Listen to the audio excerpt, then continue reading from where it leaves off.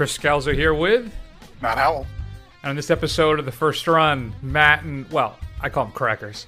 Well, this week we're going to go ahead and discuss Amazon Prime's The Sound of Metal. We'll just take out that indefinite article, right, Matt? It's just Sound of Metal with Riz Ahmed.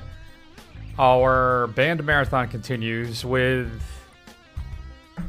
Pink Flamingos, a movie that I thought I knew what I was getting myself into, and I had absolutely no idea. And then it's been a while, Matt, but there's so much going on that we're going to bring back The Lounge, which is basically just Matt and I shooting it for a couple of minutes, really, over some stuff that's going on in the movie world. And there's a lot shaking out, so we're going to take some time and do that. We'll tell you what's coming up in physical media as well, featuring your streaming and straight-to-DVD picks of the week. But let's start everything off with a clip from Sound of Metal. This is your chart, Ruben. Now, as far as the volume that you can hear, you, on your right ear, were 28%, and on your left ear, you were 24%. It's what? On the left ear, you came in at 24%. Okay. No matter how loud I made the test, I could have put it at 11. You were still going to miss 70 to 80% of the words that I said. Okay. That is not good. Yeah, I see that. So what what can we do about it? How do I get it back? Well, you have to understand something here. Whether or not this is related to your exposure to noise or it's an autoimmune issue doesn't really matter. I understand I got a problem. I'm asking you what I can do about it. So, Crackers, what does he do? Why don't you take a few minutes and explain to everybody what is Sound of Metal all about? Thanks, Babs. The Sound of Metal is about Riz Ahmed. He plays a drummer in a, I'll use air quotes, metal band with his girlfriend Lou. During the middle of the show, he suddenly loses his hearing. And really, from there, it's him coming to terms with his loss of hearing, what that means for him as a musician, what that means for his relationship with Lou, who is the singer-songwriter for their group, and really just kind of figuring out who he is now with this difficulty that he has to face. Very good. So let me ask you, Matt, is this like a big a character study type really? Is Ahmed really the draw here, or is it more the sound design and what the director Darius Marder is presenting to us, how he's presenting to us the loss of sound and how Ahmed's character experiences it? And then is that a little gimmicky at all? Well, I think if you're going to say who's the draw, I would say Riz Ahmed is the draw if you're going to talk about a draw, because I didn't really know anything about the sound design going into this. I just knew that it had gotten a lot of positive buzz. I hadn't really looked too much into it. But I think what's going to keep you there is an interesting take on sound design, which is something you don't normally see. I can't think of another film necessarily that kind of relies so heavily on that, kind of this idea of what it's like to be losing your hearing. But I don't think it's gimmicky per se. I think it works out really well for what the story is about. I agree with you. I think it's a delicate story. I think featuring a great performance by Ahmed. I think he really just imbues this film with how do I describe it? There's just a spirit he brings to it, and there's an authenticity. You really feel for his Ruben character. I mean, he's presented with this choice, right? I mean, he's losing his hearing. He's going to lose the ability to do the thing that he loves most, which is play in this, as we said, air quotes, heavy metal band. And you can really feel the emotion and the turmoil that he's experiencing. And then when you factor in the addiction side of things, right, which is something I've never seen. We've seen addict kind of films before, but when he goes to this location, which focuses on people who are hearing impaired, who are dealing with addictions, it was really just an interesting concept of a film. And then you layer in that use of sound design, where, as you said, we're experiencing his hearing loss in real time. Now, we do shuffle back and forth, right? So it's not like the entire thing is that way, but still, it is, I don't know. I really found it interesting.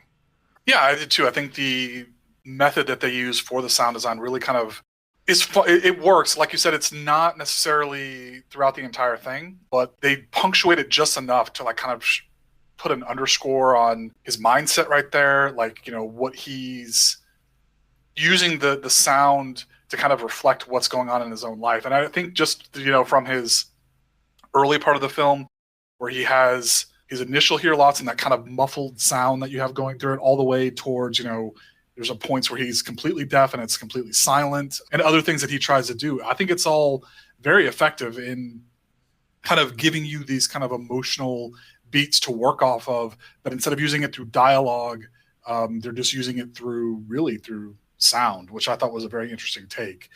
Now, do you think that this is one of the best films of the year? Or let me put it this way. Even if you do think it's one of the best films of the year, do you think this would be making as much of a splash as it is if it was in any other normal year? So I want to pocket that question for the end. I want to come back to what you had just mentioned, though, about the experience that we're having by basically living in Ahmed's head, right? It's what's so interesting about it is that we're tuned in exactly not just what he's experiencing, but we kind of know where this thing's going by having those experiences with him, even more so than Ahmed's character does. He has to go through these experiences. He has to go through this process and figure out really what he's going to do.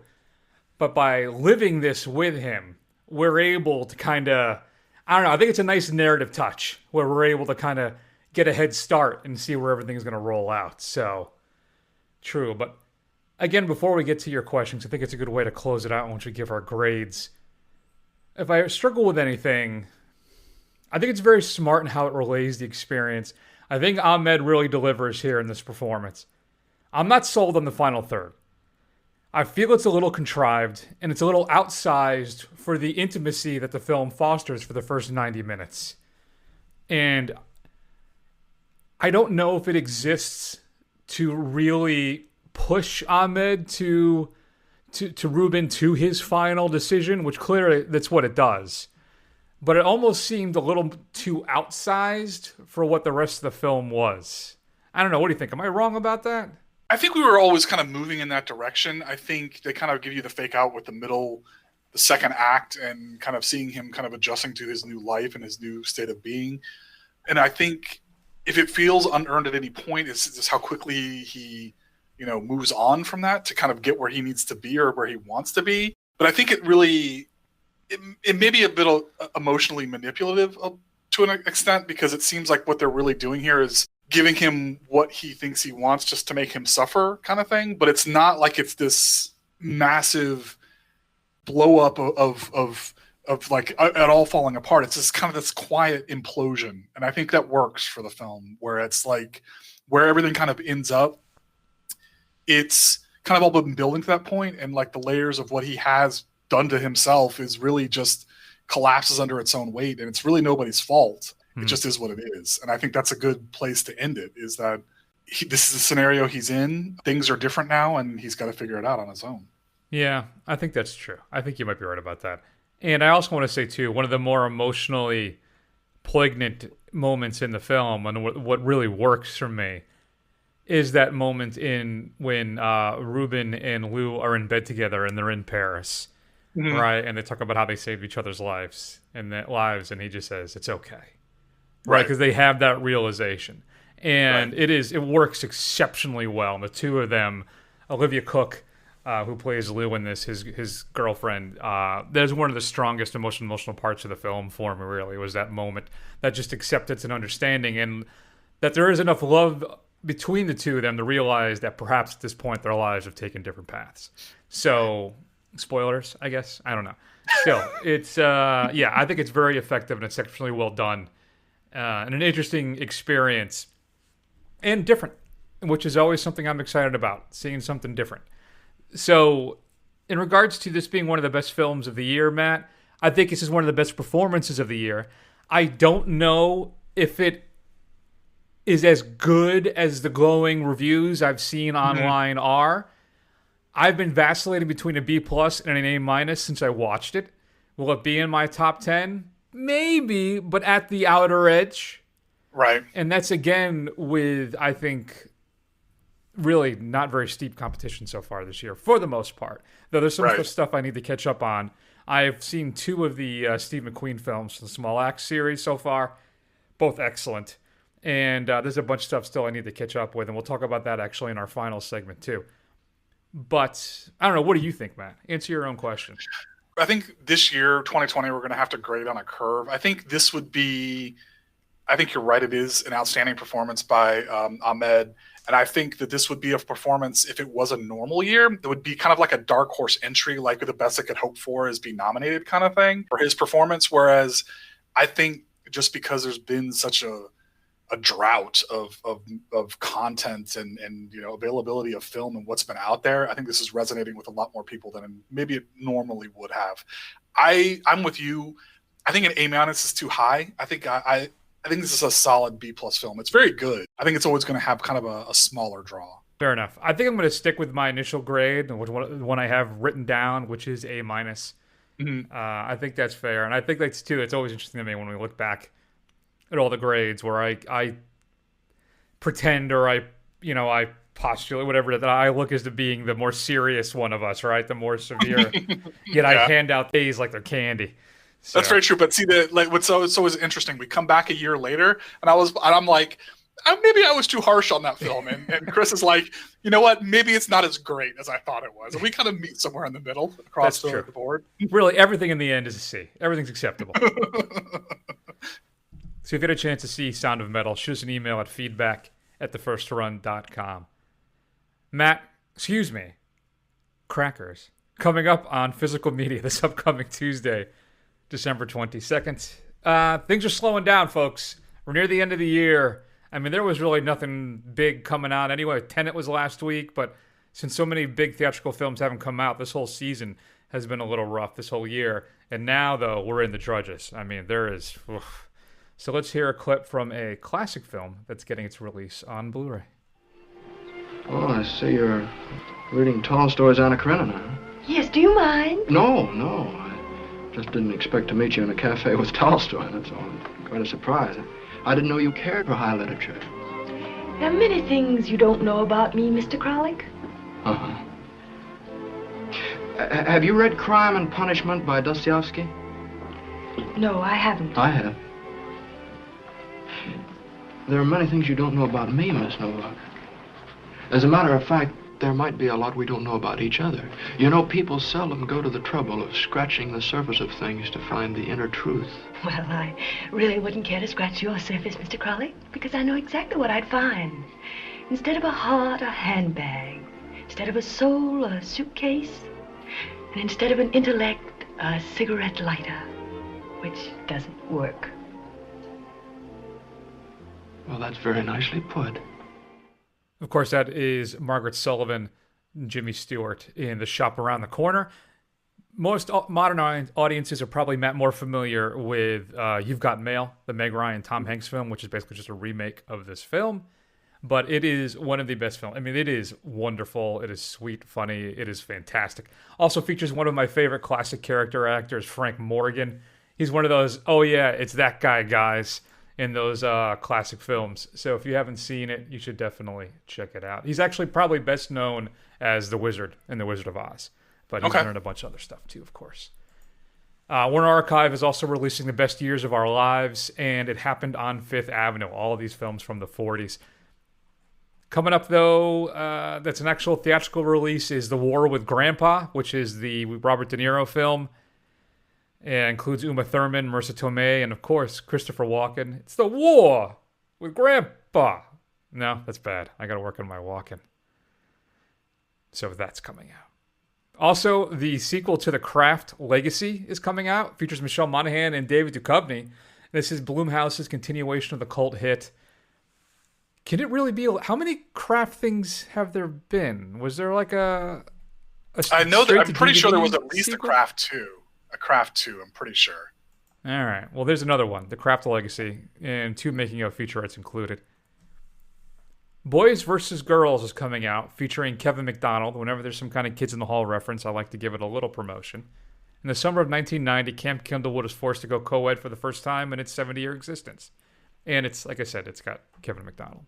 There was a point, I think, Matt, when he was my favorite kid in the hall. Did you have a favorite? Oh, really? No, I don't think so. I like. You like them all? Yeah, I mean, Dave Foley's good. I mean, they're all enjoyable in their own way. That's true. And also Colin Mockery from the Whose Line Is It Anyway series. I believe he's in this as well. Okay. Akira is getting a 4K release, newly remastered in 4K, and some making of featurettes, some sound clips and sound making in 2019. Now, I've never seen, I think, Akira all the way through. I understand No. it is a classic of anime cinema. It is. It's an odd film. It really is. It's really not for everybody. I think that opening sequence in the bikes through the city is fantastic. But to me, that's almost the best part of the movie. That's the most fun part of the movie. It gets real weird real fast after that. Now, I've read online, and so be careful out there, that this transfer has a very high level, very heavy DNR.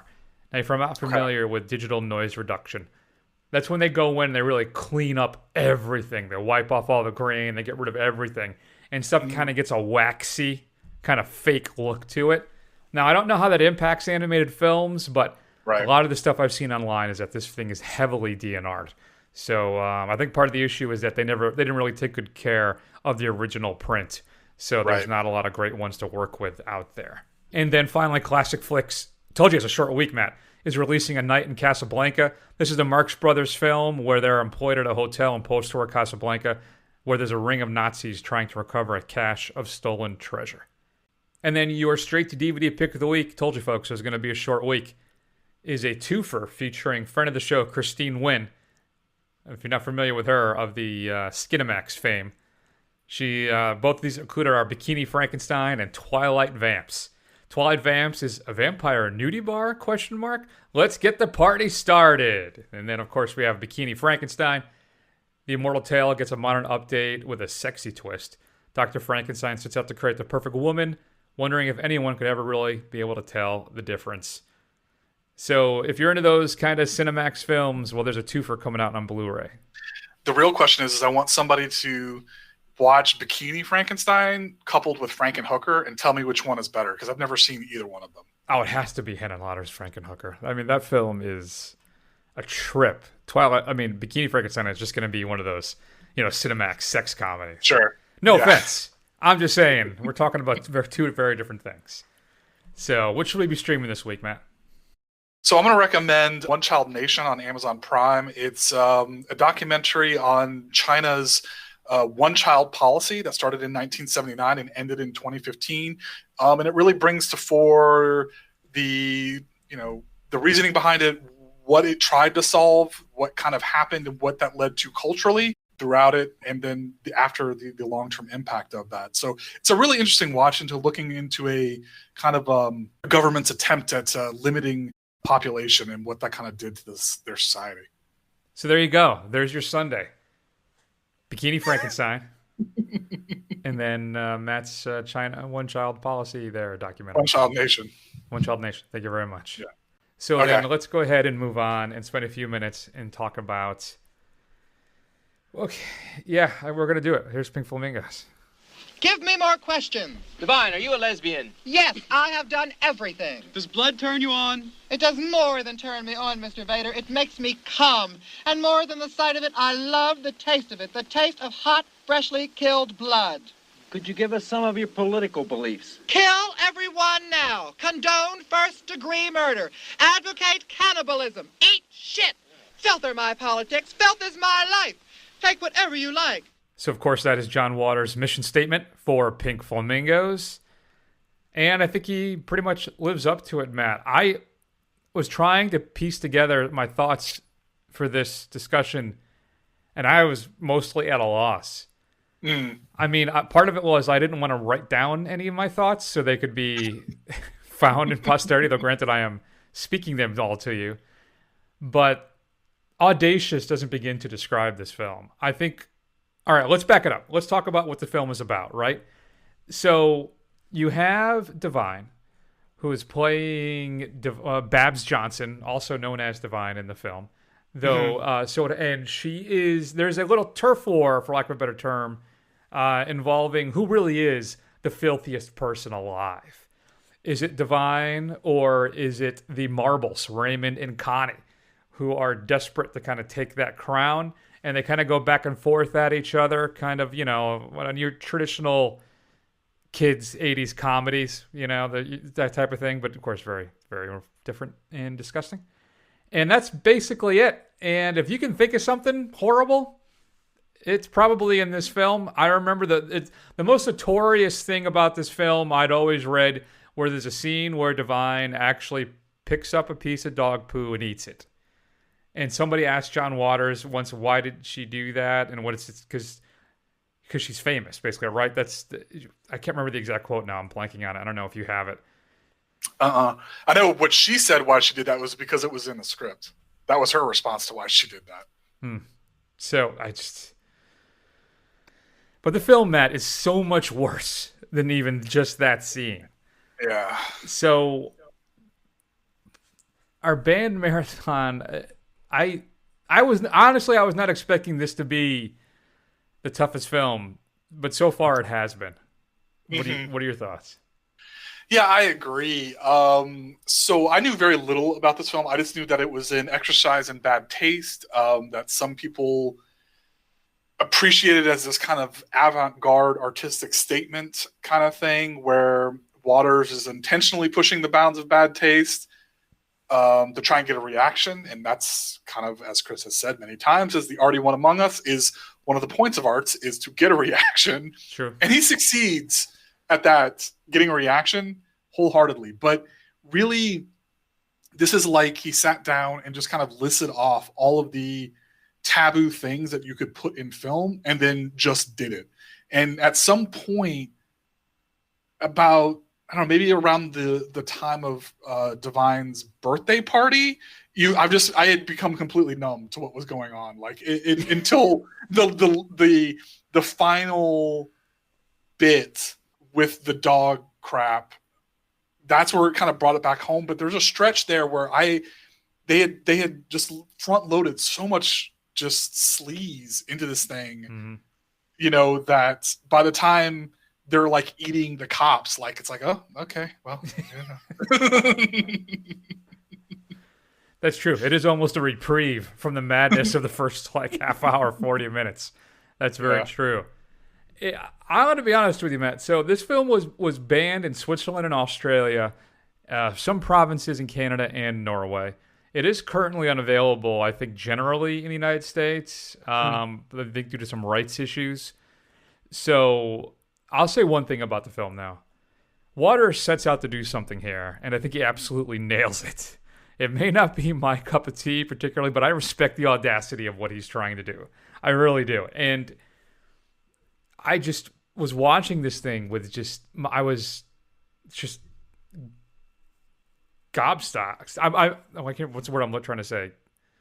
Gobsmacked? Gobsmacked, thank you. What the hell's wrong with me? So I think I'm just still in shock from watching this thing. Because I've seen other John Waters films, so I don't know. I mean, I worry that I found it so interesting and entertaining watching this film at times. Really? I did. Did you? I thought the performances, though they are ridiculous and at times kind of old school Hollywood play acting in a way, there's an earnestness to the madness that I enjoyed and respected. I think the script is actually pretty good, and just because how ridiculous it is, right? I mean, this thing really could have gone off the rails into parody and room territory, but it doesn't. It's just a sleazy exploitation film at the top of its game. It's done on a shoestring budget. There's some guerrilla filmmaking in this thing. I loved the soundtrack. I mean, it is just a bizarre little curio of madness. I bet you that's probably one of the reasons. That soundtrack is probably one of the reasons you can't watch it, is because I guarantee you John Waters should not pay for the rights for any of those songs. I mean, there's some pretty big hit songs in there. Well, the Happy Birthday song's in there too, which is, that family was particularly litigious up until a few years ago when that copyright, whatever it was voided or annulled or whatever it was. Yeah. Anyway, I have a begrudging respect for this thing, and I enjoyed it probably a lot more than I think I should have mentally and emotionally. Yeah, I will agree with you. I have a respect for what Waters sets out to do, and he, I think, accomplished what he set out to do on just with what little he had. Whether I can thoroughly say, though, I didn't really enjoy this. I wasn't really having a lot of fun with it either.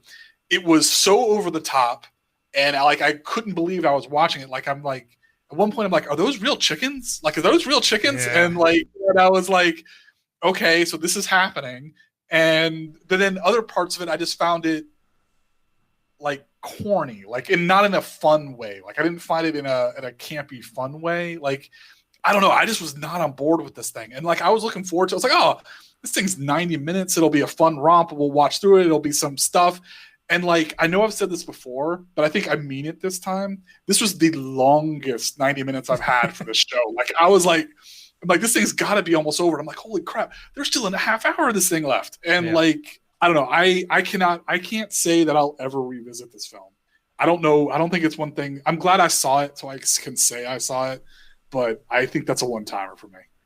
Yeah, I think so as well. I don't know if I need to ever see it again. Let me ask you a question. I'm curious about this. So, say you're in a bridge or in a high building, whatever the case may be. Okay. Are you one of those people that have the urge to jump in you? That kind of subconscious kind of, there's a feeling that some people have. Yeah. Because I have it. I don't. My instinct, even if there's a window in front of me, is to move away from the edge. I don't like looking down and seeing that. I don't have the urge to let's jump off. It's let's get the hell away from this, because I don't care how safe it is. It's freaking me out. Yeah. See, I think that's, and I have that. I don't want to be there, and I want to back away, but there is a part of me that's wonder what would happen if I, I don't know what that means or says, but I wonder if it's tied into this, where there's just a part of me that there is a sickness growing in me somehow that watches something like this and is initial reaction is all right, I'm on board. Let's see how crazy this thing can get.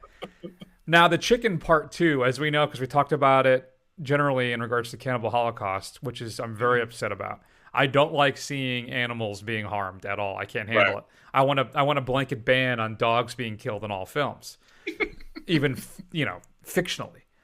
But that part really, for me, that was the most disturbing part, because the chicken is actually killed in the film, and that really bothered me, and that basically was going to swear me off ever watching this thing again. But if I could excise that scene and all the other disgusting, crude exploitation, sleazy madness, all right. Who am I to judge? That's fine. Yeah, you know what? I'm not anybody to judge. I mean, if this is your thing, then more power to you if you're not hurting anybody. But it's not my thing. It's not my thing. It's not mine either. But I'm looking around the corner. I'm peeking through the door. So I guess I'm peeking through the fingers, covering my eyes. Maybe, I don't know. Yeah. In the end, this is going to sound crazy. I gave Pink Flamingos a B+, Matt. What about you? I think in good conscience, the only thing I can give this thing is a C, just dead in the middle, because, like I said, I respect what Waters was trying to do and that he set out to do it, and he did it. But what he was trying to do, I'm not on board with. Yeah, and given the animal harm, I would give this an F. But if I excise that, then it gets that B+. But it is sheer exploitation, sleaze madness. I mean, this is a NC-17 rated film, folks, and it earns every minute of it. I am not lying to you. I am not being hyperbolic. Just if you ever get a chance to see this, keep that in mind. It is crazier than you think it's going to be. Mm-hmm. If you've had a chance to see Pink Flamingos, or Pink Flamingos, could be Plink, I don't know. Shoot us an email. I'm all upset. I can't even talk about it now. Shoot us an email at feedback@thefirstrun.com. All right, Crackers. We got some big stuff coming up. We're going to spend a few minutes, and we're going to go ahead and relax. I got my old-fashioned here with me, and we're going to smoke some cigars, metaphorically or whatever, and just going to fake that and going to be a bunch of just codgy old middle-aged white guys and hang around in the smoke-filled room and talk about movies. So we'll be right back. I was talking to Graham earlier, and he says there's a position opening up at head office. And don't freak out, But I want you to know I recommended you for it. Why would you do that? Because you're sneaking up the joint with your sad little face. But I like it here. No, you don't. No, I don't, but I like you. And I like, hello, working in a customer-facing role. Great, can I get some? No. Cassie. Don't Cassie me, I'm fine. Gail, really. Johnny said he saw you at the Fallout last week, said you were completely hammered and on your own. He was a little worried. I know it's none of my You must have business. seen someone else, I've never been there. Okay. Okay, Matt, that is Laverne Cox and Carey Mulligan. That's a clip from Promising Young Woman. One of my most anticipated films of 2020. Been pushed back. Don't know if it's going to come out. It's officially releasing on Christmas. I have a ticket for the Dolby sneak preview on December 23rd to go watch it. So we're in the lounge. Am I crazy? Should I go to this or not? Am I going to die? Probably not, but I don't think there's anything that can hold you back. I mean, look, I know movies and film are very important to you. There's a subset of people that we follow on Twitter that are willing to kind of go out and, because of their love and dedication, to see this stuff. If it's one of your passions, I understand. I personally wouldn't do it, and I'm not going to do it. I can tell you that right now. Mm-hmm. I'm on my last day of quarantine right now. I haven't left the house in 2 weeks because my daughter was potentially exposed at school. So it's still very real here. I'm not sure how it is in Florida. I'm not keeping up with it, but yeah, I mean, we're a petri dish down here. Oh, it's really bad. Very bad. And that's the thing. I mean, it's everything I've heard is the vaccine's coming out. Yeah, the man on the street's going to be able to get this early summer, late spring kind of thing.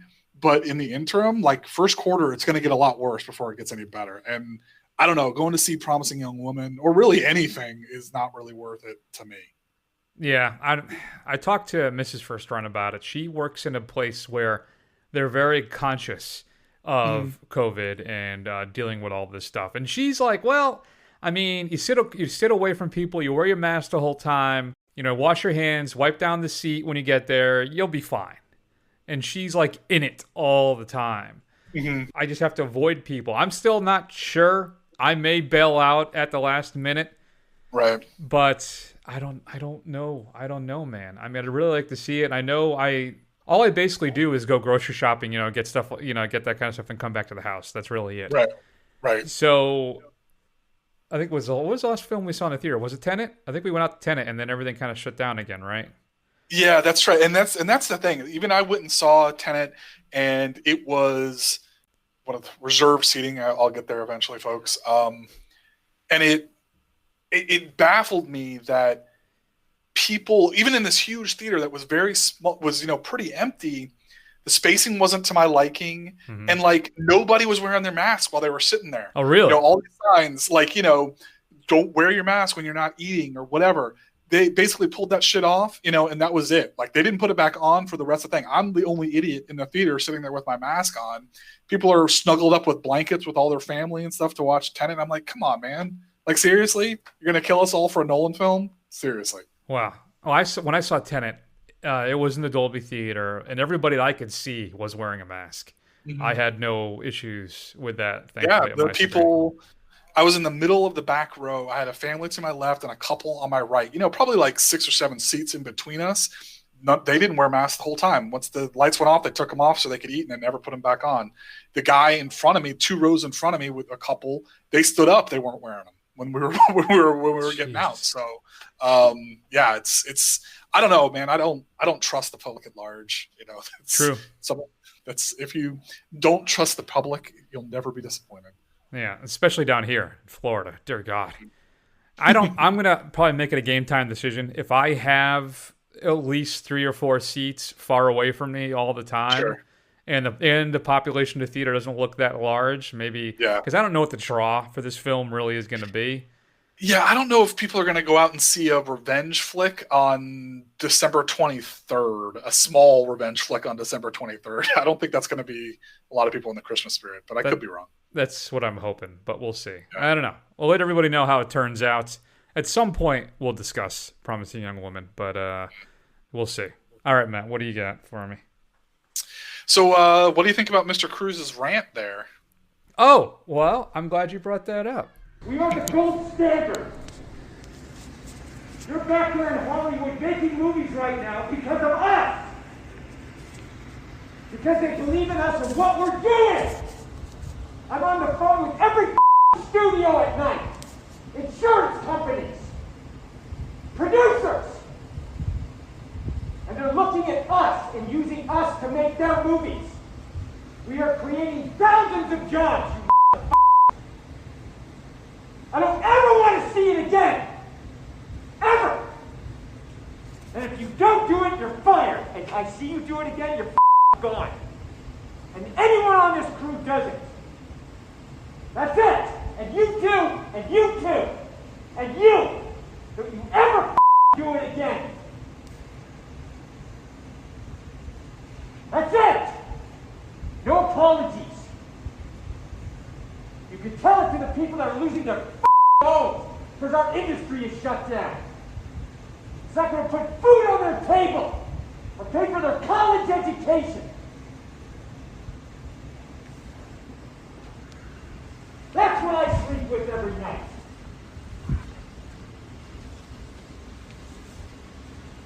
In the future of this industry.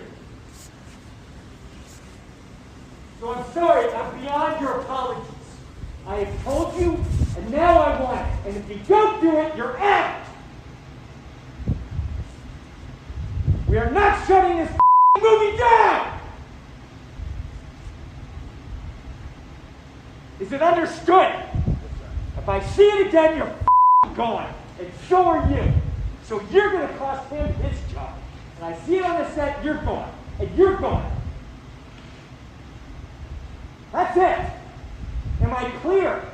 Do you understand what I want? Do you understand the responsibility that you have? Because I will deal with your reason. And if you can't be reasonable, and I can't deal with your logic, you're fired. That's it. That is it.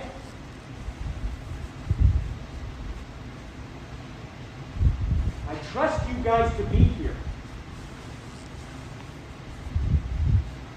That's it.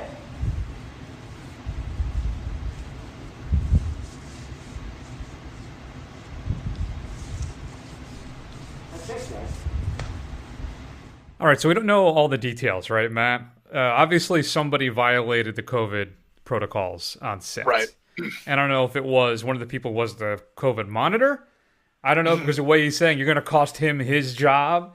Right. But I'm going to be honest with you. I think he's right. I think Tom Cruise is entirely right about this. And I know there's some people who feel like, well, there's another way to have handled that. Mm-hmm. But I think they've already been shut down once because of COVID, right? And substantively, Cruise is right about what's happening and what Mission Impossible 7 and 8, I guess, are all about, and what they're, how the industry is looking at them and how they're on the possible verge of collapse. Right. If things don't get better relatively soon, or at least they'll be changed forever. So I get it. I get the anger and the frustration. And when you Cruise, I mean, I know, Chris McQuarrie is a director and that stuff, but let's be honest. I think Tom Cruise really is the spearhead of that entire franchise. So I think he ultimately feels responsible for everything. And I understand it. It makes sense to me. Yeah. What do you think? Yeah, I agree. I agree with what he's saying. I think he's absolutely right. I think at this point, with an industry that's struggling so badly, and there's, like he said, I mean, the mega producers and all of these stars who have multi-million dollars, I don't feel necessarily bad for them, but think about the key grips, the lighting department, the editors. These people just work like normal jobs. I mean, and they're not working either. So there's a big impact to all that stuff. And I completely agree with him. I don't necessarily have a problem with the way he did it. I mean, obviously it was a spur of the moment thing. Frustrations boiled over. I was sitting here laughing while I was listening to it because it just sounds like Tom Cruise yelling in every movie that I've ever seen him in. He really sounds like that. So I'm with you. I can't criticize Tom Cruise at all, even in the way he did it. It's more like it was a moment of passion, and he really wanted to drive it home, and the fact that he did it obviously very publicly. That should drive it home to everybody else in the production, because you better believe nobody else is gonna screw around with that either. So yeah, I think it's fine. I still think Christian Bale's Terminator Salvation meltdown is the gold standard of leaked audio tapes. Oh, good for you. Whatever that. If you haven't heard that, because he was being a prima donna because some guy got shot or whatever. Like, what? Shut up, Bale. Like, but this is Cruise is a big deal, So there's a righteous indignation in regards to the Cruise one that isn't really there for the Bales, but Bales is still chef's kiss. It is wonderful to listen to. So I wanted to ask you, Matt. Early reviews for Wonder Woman 1984 were glowing. That it's a romp, it's a lot of fun. Sure. But stuff has started to leak out now. That. Particularly, there was a review I think I read on Vulture by a critic I follow, and of course I'm blanking on her name. That's how unprepared I am. That it basically represents everything wrong with superhero films. That all the promise created by Wonder Woman is totally squandered in this next film, and it just doesn't make sense, and the action is impossible to follow the way because it's shot too tight, and just that it's one of the worst films of the year. Really? What do you think? That's concerning to me. Now, I think we've all learned a very hard lesson. You never listen to the early hype for a DC movie. That's something that we've been burned on time and time again, right? And to be honest with you, I'm one of those people that appreciated what the original Wonder Woman did, but as a superhero film taken in a vacuum, I didn't think it was great. I thought it was good. But I didn't think it was great, and I had really high hopes for this. So that's really concerning to me. I was really looking forward to this, and I really want to like it. But honestly, that when that second trailer dropped out, for some reason, it just felt so different. I started to have reservations, and I think I said it on last week or maybe the week before. I'm much more excited for Black Widow for my first, my female superhero kick for, the upcoming future. When before I would have said Wonder Woman, whereas I'm a little nervous about this. I think it has the potential to be kind of blah, which is unfortunate, really. So it's actually Angelica Jade Bastion in Vulture, which is the critic, pop culture side of New York Magazine. And the title of it is The Empty Spectacle of Wonder Woman 1984. Yeah. Now, do you think that some of that has to do with the kind of what I find annoying, quote unquote, superhero fatigue? I mean, there's people that are just kind of like done with superheroes. There is a dusting of that, I think, in the review. This is how much money and time is spent on making this film that could have gone to smaller, more artistic and kind of projects. So that is part of this. So that could be part of that narrative that she's constructing there, possibly. Yeah. I'm still looking forward to it, though. We'll see. I don't know. Matt, do I go see that one in Dolby? I mean, if you're going to go see something in Dolby, it seems like that's the one you would go see. But at the same time, you don't have to. Like, you could choose to watch it in your house. That one I can. Yeah. So, I don't know. What do you think about... I was thinking about this the other day, and this is a bit of a tangent, but that's what the lounge is for, right? Yeah. Does this kind of superhero fatigue seem disingenuous a little bit? Because I was trying to think about, okay, what are the driving forces of what the blockbusters were in prior decades? So like the 80s was all about the actor, was about personalities, right? Like you had Schwarzenegger. That's what led the film. It wasn't necessarily the function of what they were doing. Whereas my memory may be serving me incorrectly, but it seemed to me like the biggest blockbusters, or the majority of the blockbusters in the 90s, were like sci-fi movies, right? Those were like the kind of speculative things that they tried to build a franchise on, and they quickly kind of fell apart. Your Matrixes or your Independence Days or whatever. So I don't know. It seems to me like I think there's always going to be a pushback on these spectacle films, regardless of what form they take. And I feel like it's just disingenuous to say that just overall, especially with the Marvel films, that I've been rewatching all of those on Disney Plus, which, by the way, they're missing the Spider-Man films and the Incredible Hulk, for which I noticed as I was going through these. But even the worst of those are still watchable. I mean, they're not bad. I don't know. I mean, is there something to be said for the fact that maybe you're just tired of seeing these spectacle films in general, and it wouldn't matter what they are, and now it's just annoying you that they have, that their quality is okay? Well, and I think part of your issue is that there's an overabundance of them now. They clog the theatrical market. They really do. So instead of previously getting, a Blade film or an X-Men film, now we get 4 to 6 superhero films every year, right? So there's definitely a glut of material. Now, especially with the streaming sites, now there's going to be more shows, and we'll talk about that shortly in regards to Disney Plus's Investors Day. But I always go back and forth on it. So does it harm the creation of art when you're stuck in a cookie cutter thing, kind of like Marvel is for the most part? Yeah, you're going to run into some issues with that. But there also used to be gatekeepers and walls to independent cinema, where you had to raise like $1 million at least in order to make your little independent film. And then you had to go through the studio system. Hopefully you get picked up at a film festival, right? And then you get some kind of limited theatrical release, and maybe you build some momentum from there. That's gone. Now, with the ubiquitousness and the cheapness of the materials and the equipment, where you can make your own film, that's now gone. So the concern I always felt was that they're going to focus too much on these big budget films, because listen, production companies exist to make money. They don't exist to make art.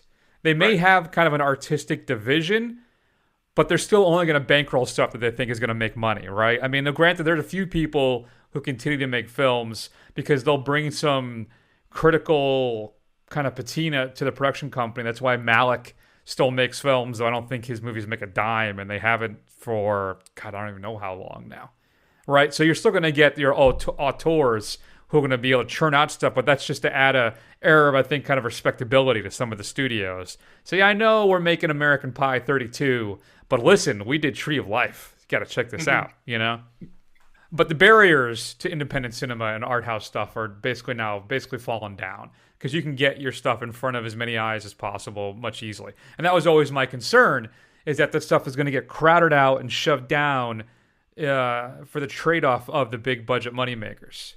But I think that's a concern I don't really have to worry about anymore. And if cinemas go away, though you'll be limited to urban centers, your art houses will be able to foster those independent films more. So I don't know. Is it bad? Is it, well, you're saying, are they making kind of a big deal out of nothing, basically? Right. Yeah, because I mean, superheroes are, for better or worse, and to Star Wars to a lesser extent, this is all like modern mythology stuff, right? This is all, characters that people know. They're stories that are been told, for centuries, right? All variations of a hero's journey. So like, I don't see what's wrong with it. I mean, it's not like the quality has dropped off a ton, and we wonder why they're still making money. It's like the quality is still there for the most part. Now, I would say that's true more for Marvel than for DC as a general rule, but I understand people get fatigued with superheroes. But like you said, this is show business. It's less of a risk. And you know what? They're still fun to watch. I still have a good time watching them as entertainment. And it's fun to get into, see what different things are brought to it. Like, I'm super excited for Love and Thunder. I really want to see what that has. And I never thought I'd be super excited for a Thor film. I'm really excited to see what Suicide Squad's all about. I think there's enough difference there that I think it's fine. Honestly, if it wasn't superhero films, I don't know what the hell would be in its place, really. I don't know. Maybe more swing and misses like Jupiter Ascending or whatever that horrible film. God, what was that? Valerian? Yes, Valerian. Oh, God, that thing. I'm getting a migraine just thinking about it. Well, that's the thing. Like, there's these big expensive films that are swings and a miss, and they're just not good. Well, and that's the way it is. Yeah, like I know it probably will be good. Dune's not going to make a dime. No, it's not. No. And that's the other thing. It has nothing to do with quality. I mean, Blade Runner 2049 is a fantastic film. The thing made no money, but it's a fantastic film. Yeah, they really misread the pop culture consciousness on that one. I get it as maybe if you're a film critic too, and your editor says, all right, you're going to go watch Black Widow now, and you really want to discuss the French lesbian period romance film. Right, so I get that, but you know what? Portrait of a Lady on Fire, that stuff is still happening. The Favorite, like all these films that still you and our unabashed love for these superhero films. When you look at our top 10 lists, they're almost always kind of these more artistic endeavors, right? Yeah, Though granted, Fury Road ended up being, I think, the number one film for both of us since the start of the show, but still. But that's an artistic endeavor in its own. That's true. Way. That is true. It is. That's fair. In its own universe. I don't know. I just want people to stop complaining. Just enjoy the ride, especially since the fact that we haven't had shit for a year. Come on, guys. Yeah. No, that's fair. All right, Matt. Let's spend a few minutes then and talk about Disney Plus. Are you good to wrap it up with this, or is there anything else you wanted to bring up? Nope, that's good with me. Investor Day. All right. So Disney Plus, I think Matt has been probably one of the more underwhelming streaming channels out there. I remember when it first was launched, we thought, I know I did, that Netflix is in a world of hurt once Disney comes around. I know you've been waiting for Song of the South to be back on that. Some people be able to see it. Oh, that's how rumors get started. Don't put that out there. So, but I think they've been seriously lagging behind and lacking in content. So the big thing has basically been The Mandalorian, right? And we'll be discussing Mulan, I think, shortly. But now it looks like Disney is all in, right? They're going to do, how many Star Wars shows now? We're talking, like 15 related, something like that? It's absolutely crazy. 10 Star Wars series coming out from Disney+. And also we talk about Marvel. So let's start, I guess, with, what do you want to go with first? Marvel or Star Wars stuff? Let's talk about Marvel, because that seems to be the stuff that's coming up sooner. Like, we're going to get Marvel stuff next year. Yeah. Okay. So what out of the big Marvel releases there were you really interested in? And again, everything looks like it's going to be tied in. Like WandaVision, Doctor Strange, and Spider-Man 3 are all intrinsically kind of tied together, it appears. I guess, I'm assuming, spoiler suggestions, that Wanda is the one that's going to be opening up the door to the multiverse somehow. Okay. And that's what's going to bring in Spider-Man 3, which if you've seen the news, all of these other actors keep coming. Alfred Molina's coming back, right? Willem Dafoe's coming back. All these, Garfield, Toby, all these people are reprising their roles from the previous Spider-Man film. So clearly we have a multiverse connection there. And then everything, I guess, wraps up in the Doctor Strange film. What is it? The Madness of the Multiverse or Multiverse of Madness? Yeah, the Multiverse of Madness, yeah. I'm really looking forward to quite a bit of it. I think if there's one thing that I'm most looking forward to, it's probably the animated What If, because I used to really like What If when I was younger. I'm interested to see what they do with Ms. Marvel, which is Marvel's kind of first Muslim character, hero, I should say, who kind of headlined their own comic. I'm actually on board for quite a bit of these shows. And what's interesting to me looking at it, I noticed that, especially as we get further and further out, most of these are either woman or minority focused shows, which is interesting. I'm glad to see there's more diversity coming, because we've got, just with the shows, you've got Ms. Marvel, you've got Hawkeye, which is going to focus on Kate Bishop, I think, after Renner kind of leaves, and that's going to be Haley Steinfeld. Got, in a couple of years, Ironheart, which is a black woman in the comics who's kind of takes over for Iron Man. You've got She-Hulk, Moon Knight, which is supposed to be Oscar Isaac. I don't know. I think a lot of what they're doing, I think there's a lot here. And I think really this will be the test to see if this kind of collapses under the weight of itself, because there's a lot here that people are going to have to keep up on. But honestly, I'm here for it. I think it's going to be really interesting to see what they can pull off. And I'm really interested to see get some glimpses of the Fantastic Four, because I'm ready to see that done right.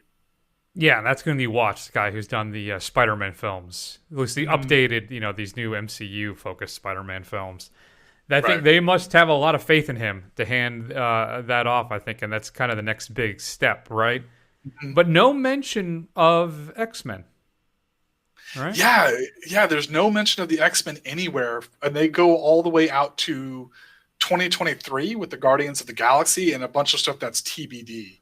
Yeah, so it'll be really interesting. So maybe they're just playing it really close to the vest, and that's where we're going to get it through the multiverse kind of thing, because that would be really the best way to bring them in, as far as I can tell. What do you think they'll do, like a Crisis thing, just to mix our comic book companies, where they'll merge some of them and bring the X-Men in? So. I think so. Yeah, so it'll be interesting. I'm not really up to date on what they're doing with Spider-Man, like how much longer they get to play with Spider-Man in the MCU proper, or if Sony's going to let them touch something like a Miles Morales. But I think that's how they start bringing all of that kind of in together, which we anticipated. But we know that they're doing a Secret Invasion. So, yeah, maybe those kind of collision as the Spider-Verse collapses and kind of brings in all these different worlds, that's where you get mutants and bring in the X-Men. But suddenly the next year they'll announce how they have got like 17 X-Men properties coming out, and everything else gets shuffled. Probably, very likely. Yeah, I'm looking forward to Hawkeye, especially once we jettison Renner. Man, I'm still surprised they're moving forward with that one after all that stuff that came out about him. But I guess if he exits after a while, I think he's very abusive in his relationships, and there was some audio tapes, I think, or something too, where it's just he is not a good guy. Okay. But I guess they rode that one out, I guess, and everything kind of died down, so they're going to move forward. Okay. But I am also looking forward to What If. I was one of my favorite comics as a kid as well. And I'm looking forward to Don Cheadle and Iron Wars. And it won't be as much fun, I think, without Tony Stark doing, obviously without Robert Downey Jr. But when my peak Iron Man comic reading was right around the Armor Wars, I should say, or whatever it's called. Yeah, so that'll be fun to actually see that play out on the big screen as well, or the little screen, I guess I should say. And as I think we've talked about it before, but I'm really super looking forward, if they end up signing him, Oscar Isaacs as Moon Knight, I think it's going to be a lot of fun. And Tatiana Maslany is going to be She-Hulk. It's official now.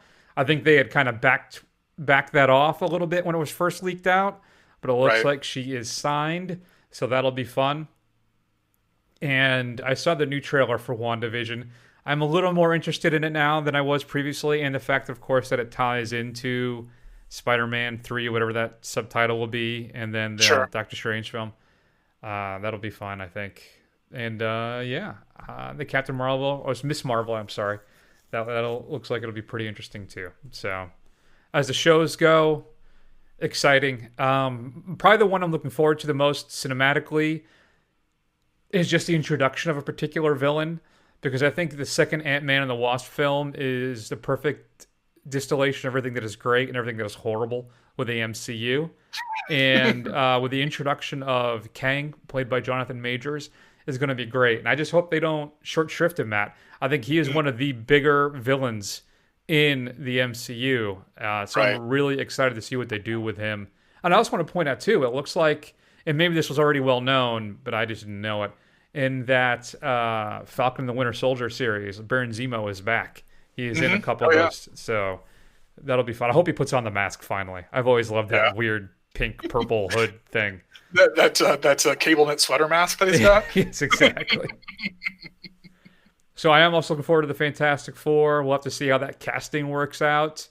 Maybe they bring back Chris Evans as the Human Torch. You never know. Maybe. You know what? All I really ask for is old Reed Richards. I want middle-aged Reed Richards with the salt and pepper hair. That's what I need in my life. I'll have to see how that shakes out. So, what else? Any other movie stuff? They are officially not going to recast Chadwick Boseman. They're not going to recast T'Challa. So I'll have to see where Ryan Coogler goes with that. They're writing that one right now. And then, of course, with all the backlash with Letitia Wright, so I don't know, because in the comics, Shuri becomes a new Black Panther. So I don't know what they're going to do with that. I think she pushed out an apology with that stuff, so I don't know if that one is as bad as the Renner stuff, and they're moving forward with Renner, right? So Mhm. we'll have to see how that shakes out. Any other film stuff for Marvel? I guess they didn't have as many film announcements, right? It really is focused on the show because they're pushing the streaming. So for Disney Plus. Yeah, I mean, most of the films were sequels. I mean, except for like Shang-Chi and like paying lip service to Blade. I think all the other ones were all sequels. Oh, and Fantastic Four, which we've obviously talked about. So. Yeah, I am looking forward to Shang-Chi. I think that should be a lot of fun. So that should be good. A lot of great casts and crew on that one from what I've seen. So that'll be good. And yeah, I don't know what it is. I can't get my blood going for Marshall Ali as Blade. I don't know why. Really? I just don't. Okay. We'll see. We'll see. You like it? You like your Blades to be more insane? To be more unhinged? Refusing to open his eyes, so they digitally put eyes opening up on him. Yeah. Exactly. Man, I love that. Watching those, once you know that like he's not actually in any of those scenes for Ryan Reynolds like insulting him, that it was all ripped. I love it. It's hilarious. All right. So what about Star Wars, Matt? I have less excitement for Star Wars, which I never thought I would say, really? But I mean, so a lot of the stuff that's coming out for Star Wars is connected to the cartoons. And I never really watched the Clone Wars or Rebels or any of those things.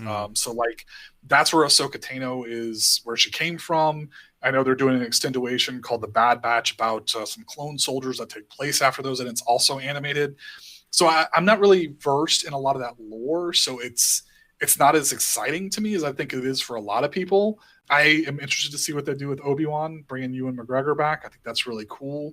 But to be honest with you, the thing I'm most excited about are the new films that are coming out, especially the Taika Waititi one, which I find incredibly exciting to see what he can do, considering that he made Thor one of my favorite MCU characters somehow. Like, I'm really interested to see what he does from a Star Wars perspective. Yeah, I'm really looking forward to that one as well. And I'm probably most excited about the Obi-Wan Kenobi series. Going to see what happened in those intervening years. So hopefully that'll be good. And of course, if you hadn't heard, I'm sure you have, Hayden Christensen is returning as Darth Vader. I'm assuming they're going to just try and loop or get a whole bunch of James Earl Jones voice stuff done now. Sure. I don't know how old is James Earl Jones at this point. He's pretty old. So anyway, a little bit of that bass is gone from his voice. It's a little, wobblier than it was, obviously, back in the day. But I'm sure they can even all that out. But I'm really looking forward to that. And of course, the Lando event series will be fun. We have to figure out what they're going to do. I know you and I had talked offline, and I had hoped that maybe they just do Billy D as the framing kind of narrative, and then you bring back Donald Glover to act out the adventures. And that would be absolutely fantastic, I think. Yeah, don't let me down, Donald Glover. I know you got your own thing going on, but please, I need more Lando in my life. Yeah, and what about Andor? The Diego Luna's show, which is kind of a prequel to Rogue One. Well, it's his story. Yeah. I mean, sure. I mean, I'm not super excited for it, but I think it'll be okay. I mean, I'll end up watching it. I mean, and here's the thing. Disney Plus, I guess, released it, or Disney released some statistics, or there was some market analysis where analysts are predicting that by 2022 they'll be caught up with Netflix. They'll have a subscriber base that's just as big as Netflix within 2 years. Wow. So, and then of course the other big film that was discussed or announced was Patty Jenkins of your Wonder Woman fame doing a Rogue Squadron, doing her fighter pilot film set in the Star Wars universe. How are you? Rogue Squadron was a bunch of cool comics. Those were fun. So I'm looking forward to that as well. As long as we got Porkins the second in there in some capacity. Except he's like really emaciated. Yeah. What is the do we know when Rogue Squadron takes place? So if they follow the comics, it's led by Wedge Antilles. So it's while they're still battling the Empire. It was like a strike squadron. I always thought the starfighter battles were my favorite part of those films. So it's really would take place after A New Hope, and between New Hope and Jedi is where all that stuff would take place. All right. I haven't read the comics, and I haven't seen any of the animated Star Wars series either. So I guess maybe I need to start on that. Great. And finally, for me, Matt, I think there's a couple of things that they're going to do a Lightyear series. This is under Pixar's banner, which is basically what the Buzz Lightyear toy is based on. Right. Is the actual guy. They're going to do an animated series with that.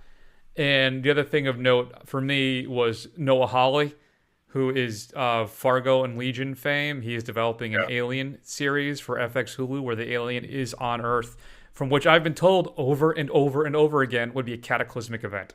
So we'll have to see how that works. You think that's a good idea?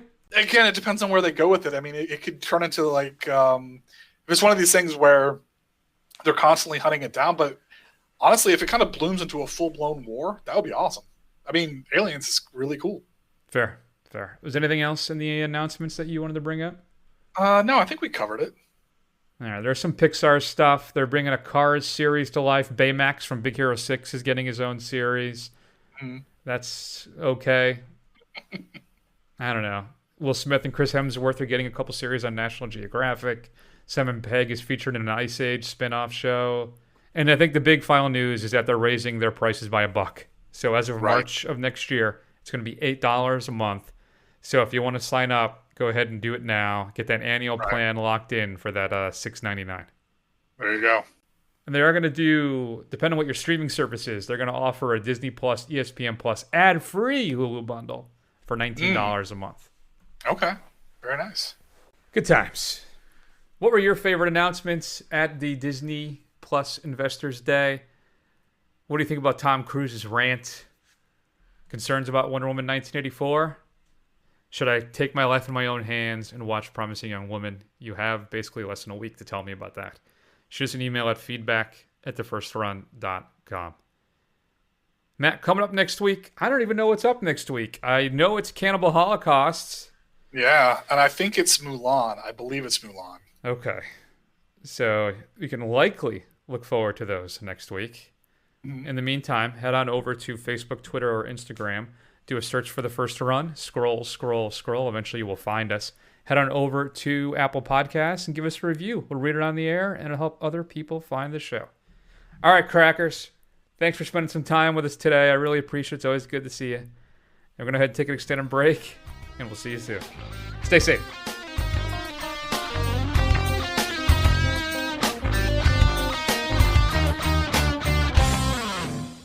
Eggman didn't do it, Babs. I know the Eggman didn't do it. Oh, I don't think he did either, Mother. Now shut up and let me think, will you?